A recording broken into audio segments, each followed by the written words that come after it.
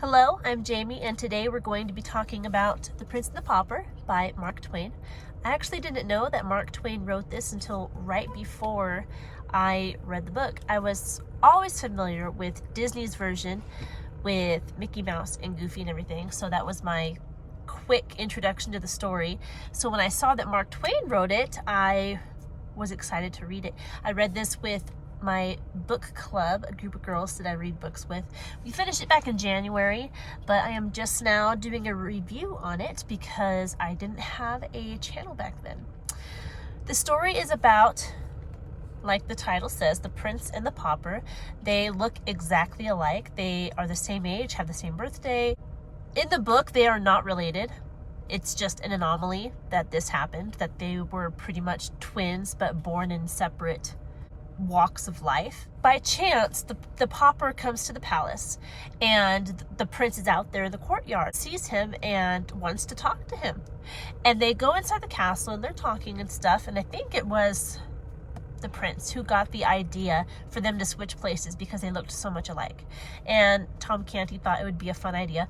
And the original plan was just for them to switch places for like the afternoon, so the prince could go out and see what life was like outside of the palace walls, because he's always just been a prince his whole life.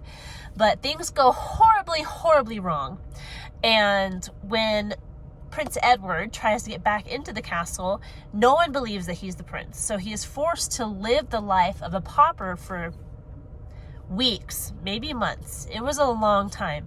And of course, Tom Canty, he is a humble person, and he does not want to live a royal life. And so he is very distressed when the prince does not come back, and he has to learn all of the ways of being a prince. Everyone thinks he's insane.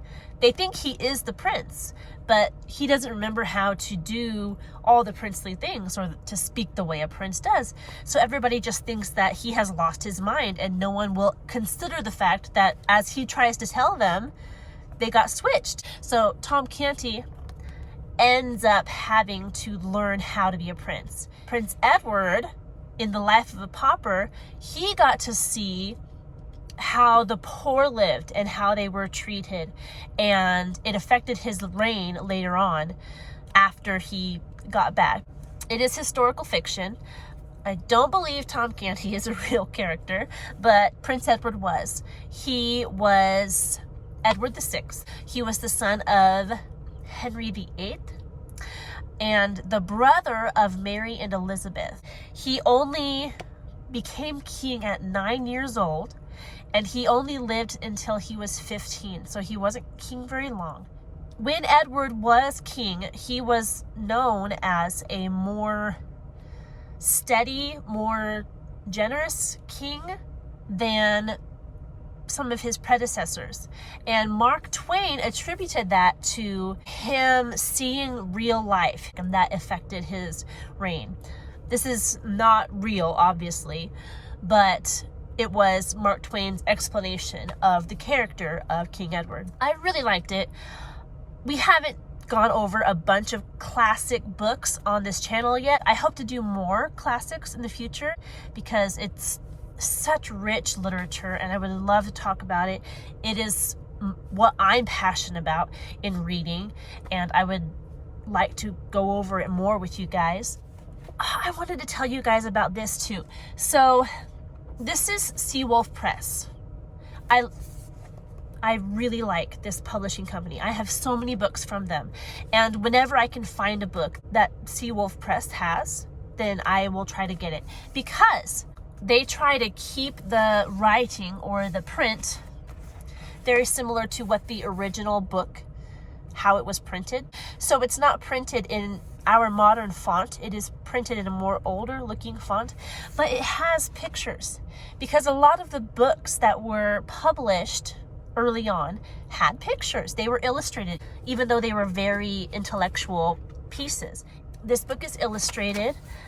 I think it is so funny that these old novels, a lot of them were written for children, and I cannot imagine the children nowadays don't read books like this. This is way more difficult than a lot of kids can read now. A lot of adults don't read these types of books, and it just blows my mind that kids back then, Mark Twain wrote this as a kid's book. And anyway, I digress. So in conclusion, great novel. It teaches compassion, it teaches endurance, it teaches thinking about things outside of your own point of view and letting that change how you think for the better. I highly recommend it.